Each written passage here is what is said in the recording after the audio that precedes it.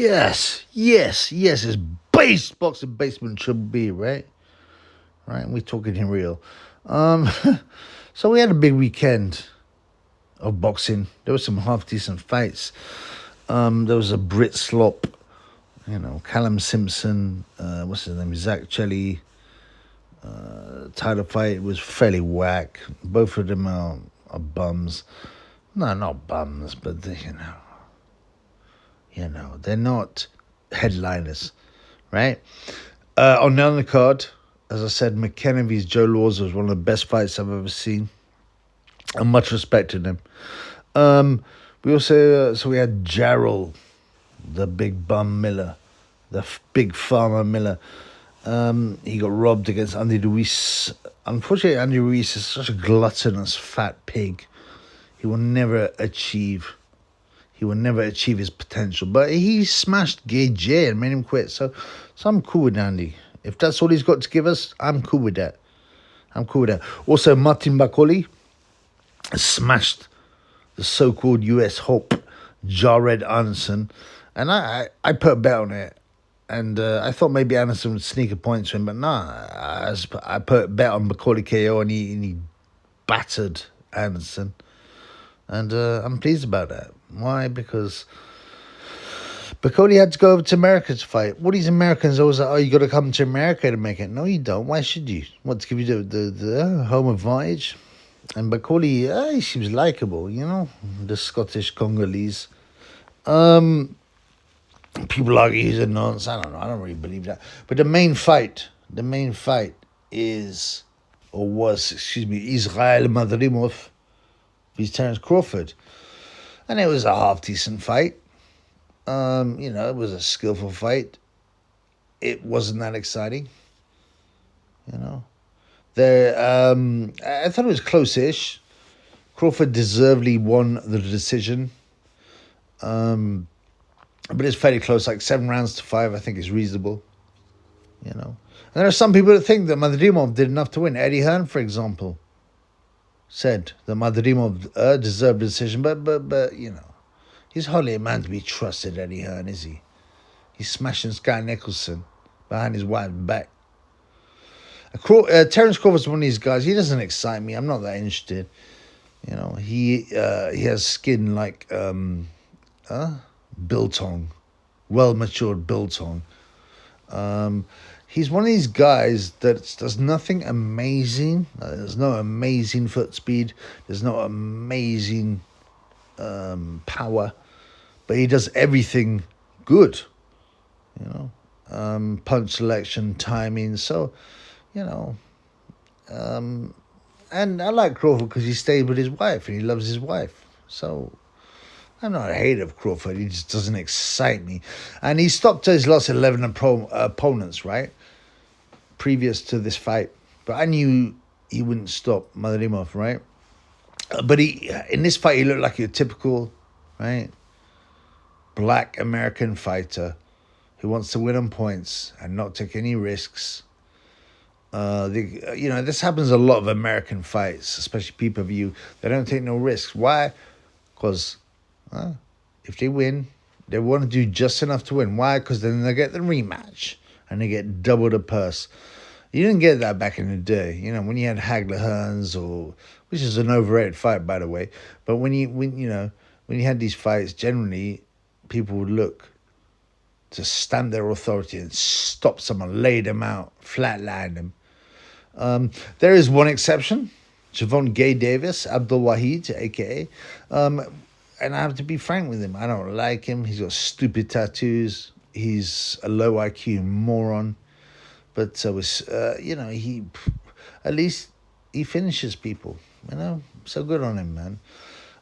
Like I said, like so many of these US fights, big fights, are so gay. They're like points. And if you want to go down a conspirational path, which is usually the path of truth, you would say that a lot of these fights, one of the reasons, well, there's 2 reasons, in my opinion, that they are very careful and they go to the distance. Number one, as I said before, because they can get a rematch if it's even vaguely close. and everyone get paid again, including the brasses in Vegas, the judges, the the alphabet commissions, right? But more than that, right? Now, American TV is driven by advertising. So if you have a 12-round fight, you can fit in a lot more adverts and get a lot more money than if it was a 3-round fight. You know what I'm saying? The world is run by money and financial considerations. Like I said, I thought the fight was fairly close. I thought Crawford was the correct winner. He had good body shots. Madrimov would land some nice right hands. At the end, both were a bit marked up.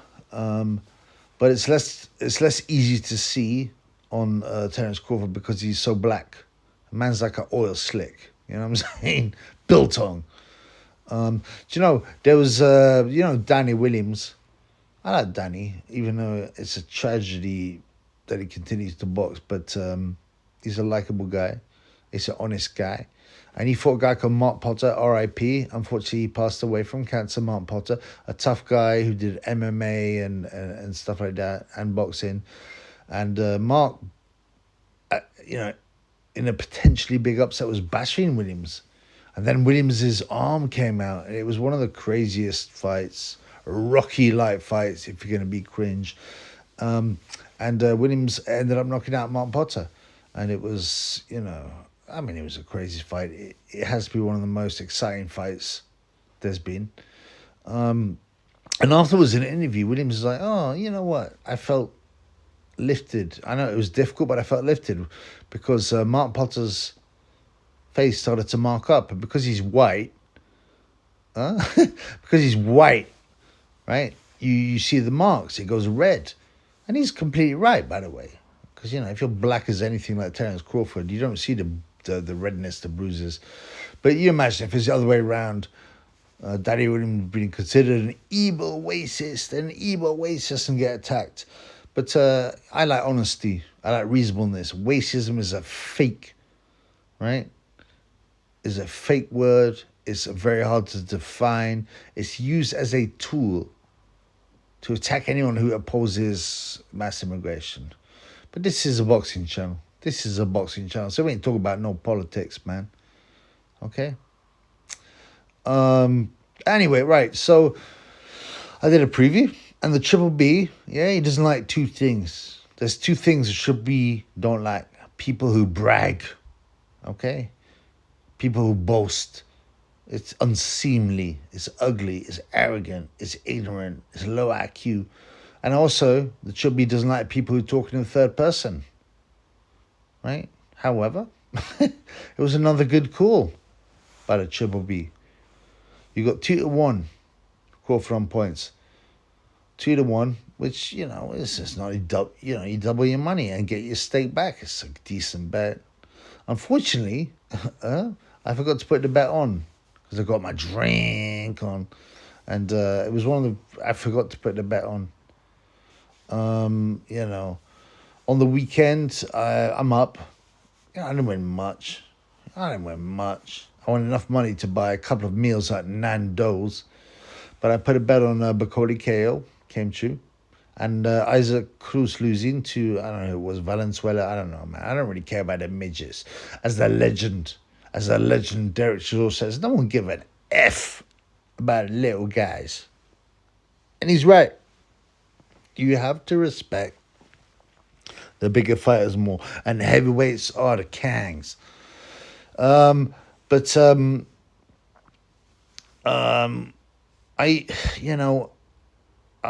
else did I... Oh, I put a double on Jarrell Miller because I was impressed by his loss of weight. I wondered whether it would drain him, but when you're that fat, 30 pounds is nothing, man. It's like a couple of dumps, all right? So I put a double, Miller and Bakole, and I was robbed. It was about 7-1, and I was robbed because, the judges decided Fat Andy, the gluttonous pig, drew. I mean, it's nonsense. I don't Miller's quite fun, Obviously, he's failed drug tests, although we all know, if anybody knows anything about anything and watches this channel, we all know drug testing is a joke in boxing. I mean, imagine thinking it's real and Gay J never tests positive, and he never will. Because he's got too much money and he's got too much behind him, right? But, there's part of me that thinks Miller's a bit of a fool, but he is quite funny. And he deserved that fight. And Fat Andy will forever be a waste of talent. He will sit at home eating pizza, drinking codeine, and smoking weed. You remember, right? You remember his phone wasn't hacked, but his girlfriend got into his phone. They obviously had a row, and the grass. Well, admittedly she was a grass, but she stitched him up. Said he had IV drips to clean his system. He did weed all the time. Did a lot of codeine drinks.